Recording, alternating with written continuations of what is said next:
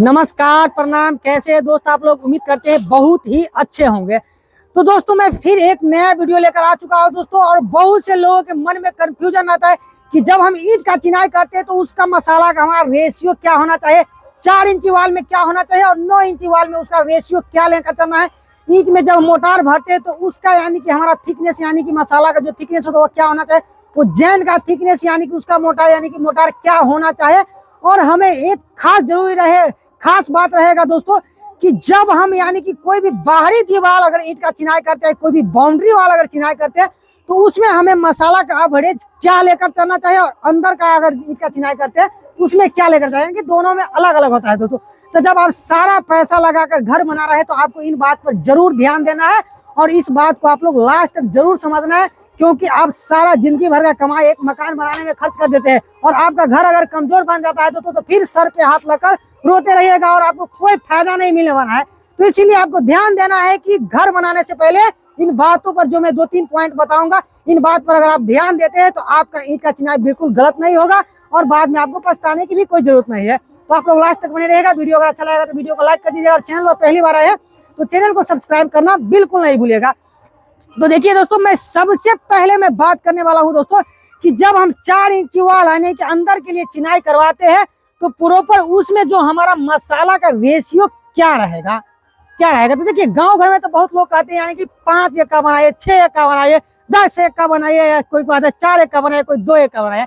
लेकिन उसका यानी कि सही में क्या है, उसका यानी कि मेन चीज उसका क्या है कि उसमें रेशियो सही क्या है। तो देखिए मेरे हिसाब से जब आप अंदर का यानी कि घर के अंदर छत के अंदर का कोई भी यानी कि 4 इंच का वाल अगर चिनाई करवाते हैं तो उसमें हमें यानी कि 4 एक का मसाला बनाना है।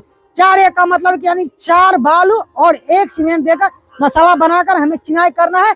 कोई भी प्रॉब्लम होगा, कोई भी दरार नहीं आएगा दीवार में और हमारा दीवार भी बिल्कुल मजबूत रहेगा। एक बात मैं और करने वाला था दोस्तों कि यानी कि कोई भी बाउंड्री वाले यानी कि छत के बाहर का दीवार की बात कर रहा हूँ दोस्तों कि जो भी आप यानी कि बाहरी दीवार चिनाई करवाते हैं यानी कि कोई भी बाउंड्री वाल अगर चिनाई करवा रहे हैं तो उसमें आपको 3.5 एक का मसाला बनाना, या हो सके तो 3 एक का ही बनाए, क्योंकि उसमें यानी कि धूप भी लगता है और उसमें यानी कि बारिश भी लगता है। तो उसको यानी कि थोड़ा आपको उसमें रेशियो यानी कि बढ़ाना है, यानी कि सीमेंट का मात्रा थोड़ा ज्यादा लेकर चलना है।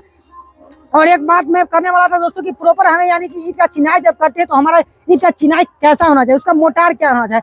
तो देखिए जो भी हम ईंट के बीच में जो मसाला डालते हैं उसका थिकनेस यानी कि मसाला के बीच में जो मोटार होता है उसको आपको ध्यान रखना है कि उसका यानी कि 10 से 12 mm ही उसका यानी कि मसाला का यानी कि हमारा मोटार होना चाहिए। उससे अगर ज्यादा देते हैं तो दोस्तों क्या होगा कि बाद में यानी कि क्रैक होने का भी चांस रहेगा। तो इसलिए आपको ध्यान रखना है कि यानी कि मोटार कभी भी यानी कि 10 mm से 12 mm ही रखना है।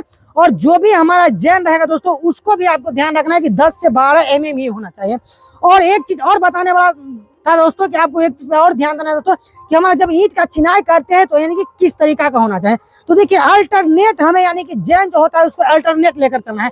अल्टरनेट का मतलब ये हुआ दोस्तों कि हमारा प्रॉपर सारा जैन एक सेंटर में नहीं आना चाहिए। जैसे कि एक यहाँ हुआ तो यहाँ पे नहीं होना चाहिए, जैसे कि यहाँ पे दिया गया दोस्तों एक यहाँ है तो एक यहाँ तो फिर एक यहाँ यानी कि अल्टरनेट जैन जब रहेगा तो हमारा दीवार कभी भी क्रैक नहीं होगा।